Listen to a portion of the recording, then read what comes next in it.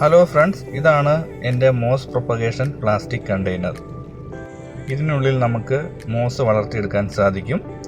ഇതിനുള്ളിൽ ഞാൻ യൂസ് ചെയ്തിരിക്കുന്നത് ഷീറ്റ് മോസ് ആണ്. ഇത് നമുക്ക് വീട്ടിൽ തന്നെ പ്രൊപ്പഗേറ്റ് ചെയ്തെടുക്കാൻ സാധിക്കും. ആദ്യം ഇതുപോലെ ഒരു പ്ലാസ്റ്റിക് കണ്ടെയ്നർ എടുത്ത ശേഷം അതിൻ്റെ ബോട്ടം ലെയറായിട്ട് കുറച്ച് കല്ലും ചാർക്കോളും ഇട്ട് കൊടുക്കണം. ഇത് വെള്ളം കെട്ടിക്കിടുന്ന മോസ് ചീഞ്ഞു പോകാതിരിക്കാൻ സഹായിക്കും. അതിനുശേഷം ഇതിന് മുകളിലായിട്ട് അക്വാ സോയിലും ഗാർഡൻ സോയിലും ഉപയോഗിക്കുക.